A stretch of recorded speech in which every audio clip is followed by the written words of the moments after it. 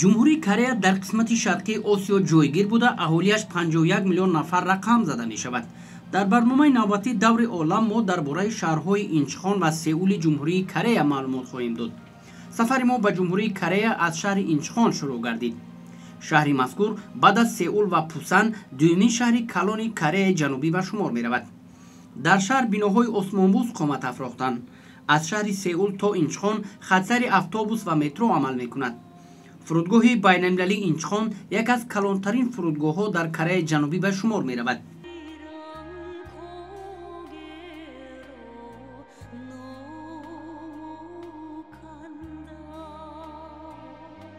дуруд бинандагони гиромӣ, ҳаводорони барномаи даври олам, барномаи навбати моро аз шаҳри Инҷони ҷумҳурии Кореяи ҷанубӣ бинанда ҳастед ва ҳамин ҳоло мо фуруд омадем дар фурудгоҳи байналмилалии Инҷон ки 70 километр фосила дорад то пойтахти Кореяи ҷанубӣ шаҳри Сеул ва бояд гуфт ки иқтидори мусофиркашонаи ин фурудгоҳ дар як сол 40 миллион мусофирро ташкил медиҳад ва ба феҳрист яке аз фурудгоҳҳои бузурги ҷаҳон шомил аст.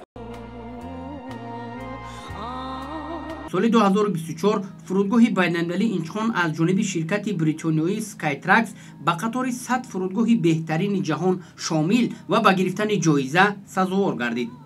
ин фурудгоҳ соли 2006 низ ба гирифтани ҷоизаи мазкур сазовор гардида буд.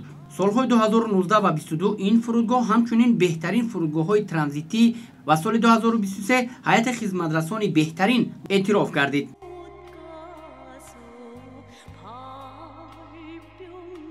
баробари ворид шудан ба ин фурудгоҳ мо роботҳои ҳушмандро дидем ки вазифаи онҳо аз раҳбаладӣ иборат аст ва баробари оне ки ҳар нафаре мехоҳад аз ин роботҳо истифода намояд, забони онро ки дар экрани он мавҷуд аст интихоб намуда, онро раҳнамоӣ намуда, чунин доир ба ин фурудгоҳ ва самтҳои парвоз ва умуман маълумотҳое ки доир барои мусофир лозим аст аз ин робот гирифта бошад.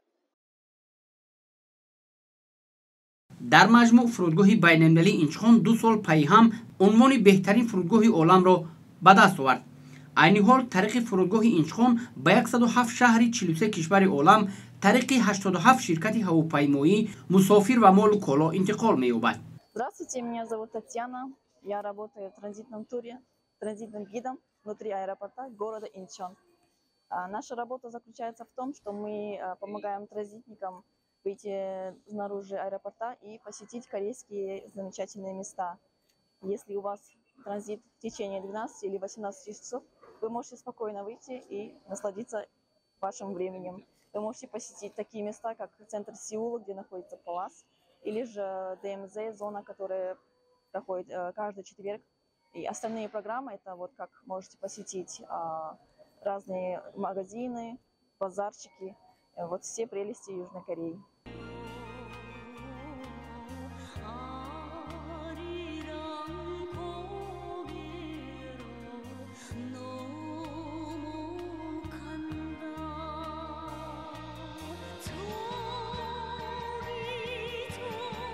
дар рӯзи аввали сафари худ ба ҷумҳурии Корея маконҳои сайёҳии шаҳри Сонгдоро тамошо намудем. Сонгдо шаҳри ҳушманд буда соли 2000 аз сифр сохта шудааст. ин шаҳр аз пойтахти Кореяи ҷанубӣ шаҳри Сеул 30 километр фосила дорад. биноҳои осмонбӯс дар ин шаҳр зиёд буда бо як тарҳи аҷиб сохта шуданд. аҳолии ин шаҳр 80 000 нафарро ташкил медиҳад. бинандагони гиромӣ, барномаи моро аз шаҳри Инҷони ҷумҳурии Кореяи ҷанубӣ бинанда ҳастед ва бояд гуфт ки ин барнома бо дастгирии бевоситаи Вазорати фарҳанг, сайёҳӣ ва варзиши ҷумҳурии Корея роҳандозӣ гардидааст ва дар рӯзи аввали сафар ки рӯзи хеле ҳам боронӣ буд, гурӯҳи хабарнигаронро аз кишварҳои Осиёи марказӣ ки мо низ шомили ин ҳайат ҳастем ба тамошои боғи фарҳанги фароғатӣ ва шаҳри зебои Инҷон ки дар ин ҷо биноҳои осмонбӯси баландошона ва марказҳои бузурги тиҷорати қоматафрохтаанд оварданд ки воқеан ҳам ҷолиби диққат аст бинандагони гиромӣ ва бояд гуфт ки худи Кореяи ҷанубӣ низ яке аз кишварҳои аз лиҳози иқтисодӣ, аз лиҳози технология ва аз лиҳози сайёҳӣ дар ҷаҳон пешрафта ба шумор меравад.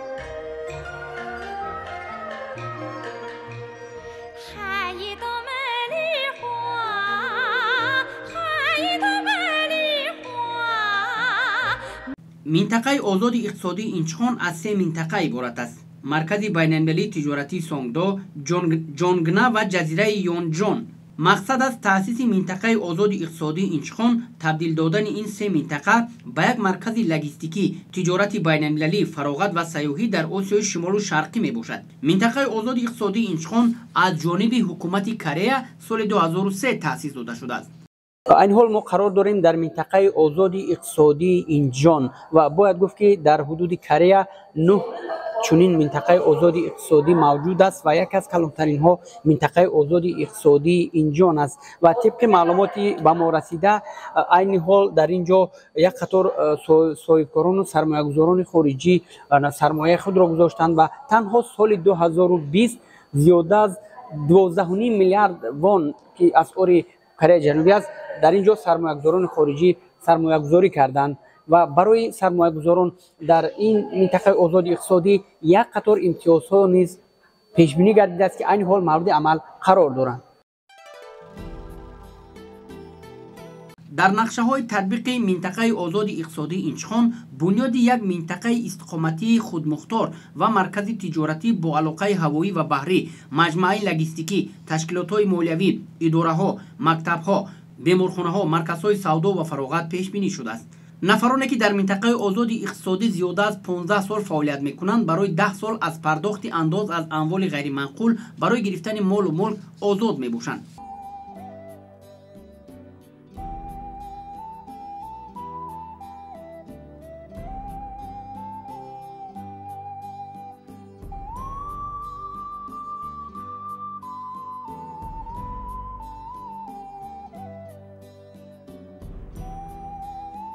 در ادامه سفر خود به شهر سئول کره جنوبی ما از تالار کنسرتی آرنا اسپری دیدن نمودیم. آرنا اسپری یک از کلانترین و یگانه تالار مجموعه کنسرتی بسیار فونکسیونالی به شمار می رود. در این تالار در یک تخت امکانی تا 15,000 نفر را جای کردن ممکن است. همچنین در این مجمع امکانی برگزاری چهاربین‌های کلان از جمله مراسم‌های جایزه‌سپاری، ورزشی و نمایشگاه‌های بزرگ بین‌المللی سازگار میباشد. این تالار در جزیره یونجاندو واقع در شهر اینچخان ماه دکبر سال 2023 به استفاده داده شده است.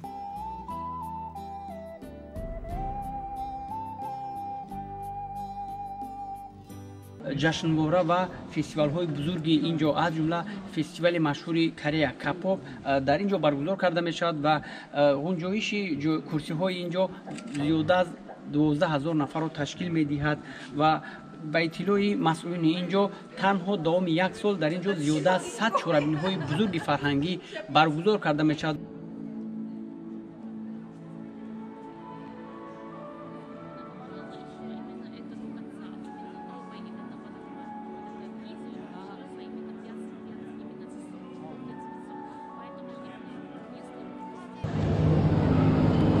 در اینجا برای تماشابینان سرشمار برنامه‌های گوناگونی فرهنگی و فراغتی و شو برنامه‌ها از جمله نمایش‌های اینتراکتیوی زیر عنوان زمین کبود نمایش داده می‌شود که واقعا هم جالب دقت است و شماره زیادی هواداران و دوستداران عالم تخیلی در اینجا جمع می‌آیند که واقعا هم بیننده از یک منظره خوب را پیش نظر می‌آورد.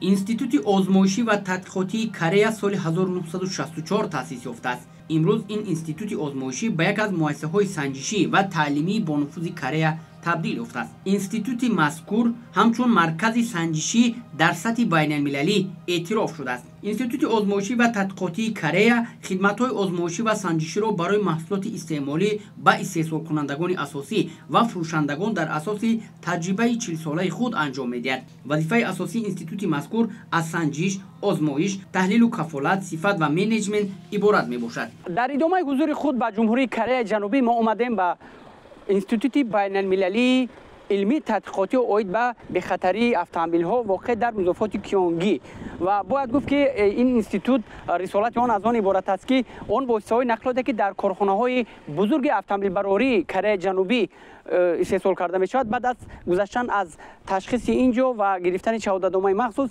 برای فروش و به خطر بودن به بازار جهانی رخصت داده می شود.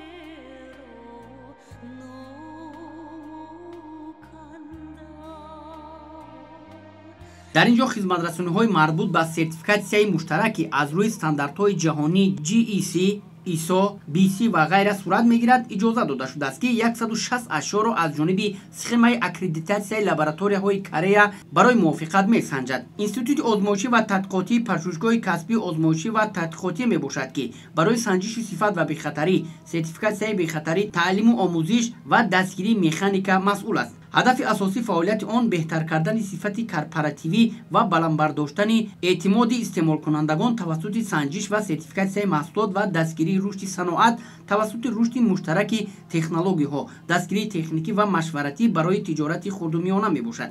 бинандагони гиромӣ, айни ҳол мо дар дохили автобуси бидуни ронанда қарор дорем ки истеҳсол як аз ширкатҳои бонуфузи ҷумҳурии Корея аст و طریق خودکار حرکت میکند و این حال ما طریق این واسطه نقلات در میدان آزمایشی شرکت مذکور سنجش نقلات رو مشاهده میکنیم و باید که نقلات مذکور طریق خودکار حرکت نموده با زیر کردن تگمچه ضروری مسافر رو به جای ضروری برده میرساند.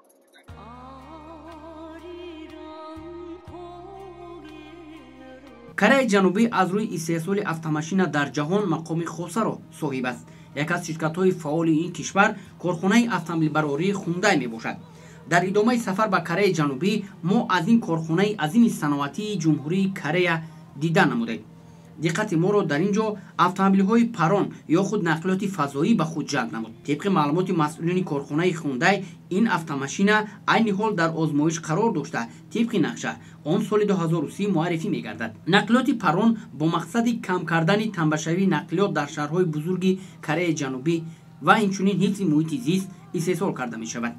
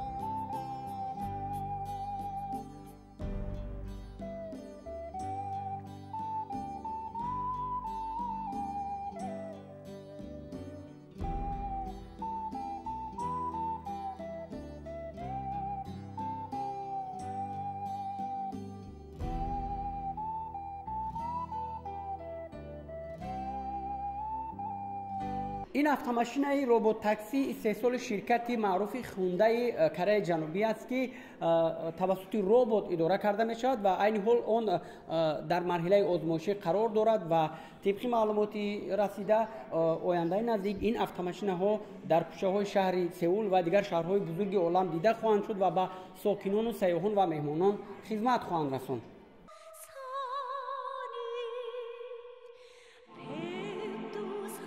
чонваде ки маънояш хонаи кабудпӯш мебошад қароргоҳи расмии президентҳои собиқи ҷумҳурии Корея буд, аммо моҳи июни соли 2022 барои сайёҳон боз шуд ва ба як ҷозибаи сайёҳӣ табдил ёфт. дар бинои асосӣ дафтари кории президент, утоқи қабул ва толори конфронс ва биноҳои ёрирасон ҷойгир мебошад. барои дидани тамоми минтақаи чонгваде аз ҷумла парки нокҷивон, сангунҷае, зали қабули меҳмонони хориҷӣ ва ҷои вохӯрии ғайрирасмӣ, қароргоҳи расмӣ, меҳмонхона ва бинои асосӣ ба ҳисоби миёна то 2 соат вақт лозим аст. дар ошонаи якум намоишгоҳҳои марбут ба фарҳанг ва сайёҳӣ ва дар ошонаи дуюм намоишгоҳҳо дар бораи Корея ва Сеул ҷойгир шуданд. тавре гуфтем маслиҳати умумии ин қароргоҳ 25000 метри квадратиро ташкил медиҳад ва дар он дарахтони гуногуни сояафкану ороишӣ қомат афрохтанд ки воқеан ҳам ҷолиби диққат ҳастанд ва ҳавои инҷоро яъне ки хуб нигоҳ доштанд. масъулин барои нигоҳдории ин боғ тамоми тадбирҳоро меандешанд то инҷоро бегаза нигоҳ дошта бошанд ва ҳамчун як маркази тафриҳию фарҳангӣ ба сокинону сайёҳон ва гардишгарони хориҷӣ пешниҳод карда бошанд. қароргоҳи президентии Чонгваде рамзи воқеии Сеул аст. аксар вақт сокинони маҳаллӣ ва ҳам роҳбаладон қасри Чонгвадеро хонаи кабуд меноманд, ба мисли кохи сафеди Иёлоти Муттаҳидаи Амрико.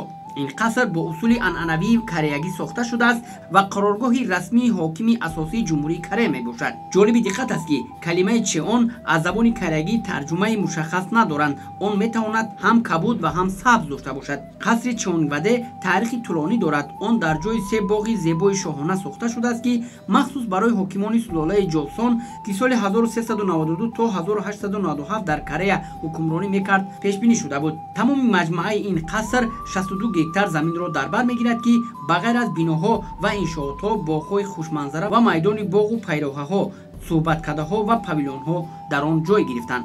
анъанаи меъмории классикии Корея дар ин ҷо бо анъанаи аврупоӣ ба таври нотакрор печида аст ки дар айни замон ба маҷмӯа намуди муосир зарм намудааст. ин ҷо мавзеи Сангсунче дар канори шаҳри Сеули ҷумҳурии Корея аст ки қароргоҳи собиқ шоҳони Кореяи ҷанубӣ ба шумор мерафт ва аз соли 2022 ин ҷониб ба як маркази фарҳангу фароватӣ ва истироҳатии сокинону сайёҳон табдил дода шудааст ва зиёфатҳои расмии собиқ шоҳон ва дигар меҳмонони сатҳи олӣ дар ин бино баргузор карда мешуд ки имрӯз ин ҷо ба макони дӯстдоштаи сокинону сайёҳон табдил дода шудааст.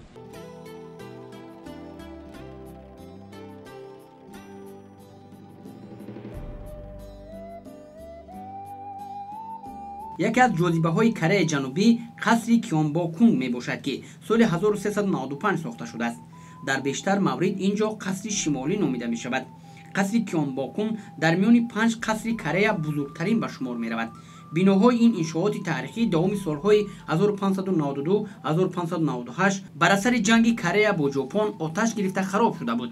биноҳои қаср баъдтар дар давраи ҳукмронии шоҳ Гожонг барқарор карда шуданд. қасри ба таври ҷолиб номида шудаи Кёнбокун ки ба забони кореягӣ қасри хушбахтии дурахшон тарҷума шудааст, бузургтарин ё худ ба феҳристи 5 қасри бузург ворид гардидааст. ин гурӯҳ 5 комплекси қасри Сеулро дар бар мегирад ки беш аз 500 сол пеш сохта шуданд. ҳамаи онҳо аз ҷониби ҳокимон аз сулолаи подшоҳии Ҷосон ки соли 1392 то 1897 дар Корея ҳукмронӣ мекарданд бунёд гардидааст. ин ҷо қасри Кёнбокунг дар маркази шаҳри Сеул аст ва он таърихи 150 соларо гузора мекунад ва дар ин ҷо аксар чорабиниҳои фарҳангиву фароғатӣ ва дигар ҷашну маросимҳои миллию давлатӣ таҷлил карда мешавад ва ҳамчунин як қатор силсилафилмҳои таърихӣ ки аз ҳаёт ва таъриху фарҳанги Кореяи ҷанубӣ қисса мекунад маҳз дар ҳамин ҷо рӯйнавор оварда шуданд. аз ҷумла силсилафилми Марвориди дарбор ки дар ҷумҳурии Тоҷикистон бо номи Тангем аз маъруфияти зиёд бархурдор асту тамошобинони сершумор дорад, як қисмати он низ дар ин ҷо сабт шудааст ва ҳама рӯза тибқи маълумоти ба даст омада зиёда аз 150 000 нафар сайёҳон аз ин мавзеъ боздид менамоянд. این قصر در زمان حکمرانی سلاله قرارگاه اساسی شاهان حسابیده میشد که در قسم شمالی سئول جایگیر است و از این رو آن را اکثر وقت قصر شمالی مینامند. کیونگبانکون سال 1395 همگی 3 سال پس از به تخت نشستن سلاله جوسون ساخته شد. از همان سال پایتخت کره به سئول کوچانیده شد. از این رو میتوان گفت که تاریخ سئول از بنیاد قصر کیونگبانکون آغاز میگردد. فرمای هوشمند در شهر سئول کره جنوبی از اولین مجموعه خوجگی اینتלקتوالی است که در ایستگاه مترو در کره جنوبی نصب شده است. خوجگی اینتלקتوالی به طور صنعی عامل‌های محیط زیست را از قبل روشنایی، حرارت، نمی و مواد غذایی برای رشد رستنی با استفاده از تکنولوژی تیک نظارت می‌کند. این به افزایش معتدل و به نقشه گرفتن استحصالات رستنی مساعدت می‌کند. سیستم اینجا به پرورش رستنی‌ها به افلاس کننده‌ها از جمله چنگ معده کمک می‌کند. خوجگی اینتלקتوالی مترو در ایستگاه سونگدو در مسافه عمومی 394 متر مربع دامن کشیده است. فرمای هوشمند یک خوجگی کانتینری درونی میباشد که در آن ربات از کشت تا حاصلخونداری نوده‌ها را زیر نظارت پرورش میکند. حکومت شهر سئول تصمیم دارد که در 4 ایستگاه مترو خوجگی‌های هوشمند کشاورزی را افتتاح نماید. این فرمای هوشمند از ماه سپتامبر سال 2019 در سئول فعالیت می‌نماید. همروزه در این خوجگی هوشمند کشاورزی 10 کیلوگرم سبزیجات تر و تازه استحصال و وارد بازار استعمالی می‌گردد. بینندگان گرامی، در ادامه برنامه ما آمدیم به مناره تلویزیونی شهر سئول جمهوری کره که در اینجا شماره سیاحان خیلی زیاد است و بعد از چند لحظه ما میبریم به بلندی 440 متر که بلندی این مناره است و باید گفت که این مناره سال 1976 ساخته شده است. سال 1980 ساختمان آن به اتمام رسیده است و امروز یکی از جایهای تماشاباب و پسندیده سیاحان خارجی به شمار می رود.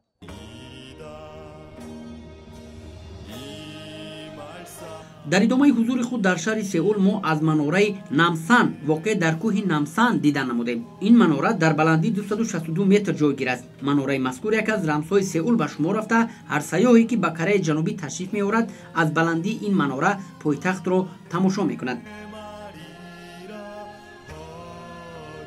بینندگان گرامی، این حال ما طریق راه تناوی با مناره سئول که بلندی آن 240 متر را تشکیل می‌دهد روانه هستیم و از اونجا زیبایی‌های سئول را با هم بیننده خواهیم بود.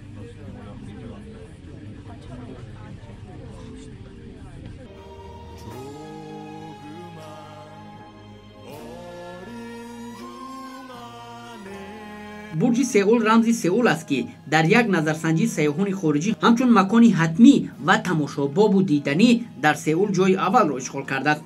در این مناره همچنین طرفخانه‌های گوناگون از جمله مغازه فروش ارمغان‌ها مسکن گرفتند.